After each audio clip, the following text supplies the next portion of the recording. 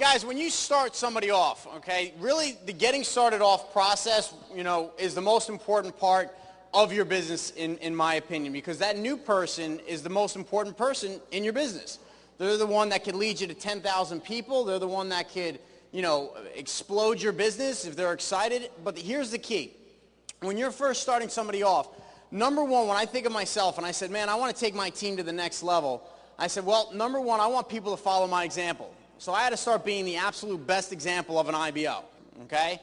I was showing 20-plus plans per month, all right? I was coming early. I was staying late. That's what I wanted my new people to see, all right? That was number one. Number two is as I was getting people started, I said, you know what? I got to come up with some sort of format that works for me in terms of I get everybody started off the same exact way, all right? Now, we have a checklist. BWW has all sorts of different things. Whatever you and your upline decide which works best for you. But here's the key. You want to keep this business very simple and very duplicatable so that your new person, okay, when you're signing him up, we have a very fine pinpointed strategy in terms of, okay, cool, these are the steps that we need to do to get your business started off properly. Some of the key things that I'm looking to accomplish with this new person. All right, number one is I'm obviously, after you show them the plan, I'm looking to do a follow-up. So you guys all know this. I'm looking to build a list with them. But then after that, what comes after that? Well, it kind of breaks down in a couple different areas. You want to start doing meetings for him, right? You want to get his ditto set up properly. You want to make sure that you go through your bundle. We give him bundle packets. We give him lots and lots of products to get him off started properly. And here's a big point with this. When I'm starting somebody off, I'm explaining what I'm doing with them so that they can start beginning the learning and duplication process themselves. All right, if I'm sitting down with Tom, I say, hey, Tom, you're excited about the business. We did a follow-up with you. I break out a sheet and I say, okay, cool. Here are the steps that we need to have you do, all right, to get your business started off properly over the next 2 weeks.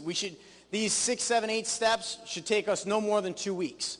All right, I say, and the reason why I'm talking to you about this is number one, we want to get you started off properly, and number two, we want you to understand these things so that when I'm sitting down with one of your new guys, you could say, hey, I could say, hey, Tom, you've already done this. Your buddy Joe sees that you've already done this properly, and the duplication pattern continues. Does that make some sense?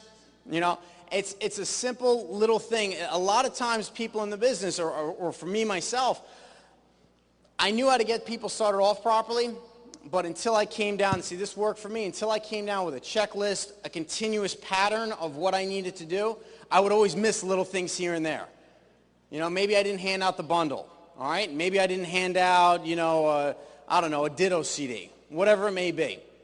But when you're starting somebody off, you want to keep that duplication pattern simple, all right? Now, here's another point. Now, when you start off somebody, whatever, sharp person, they're excited, they're pumped up.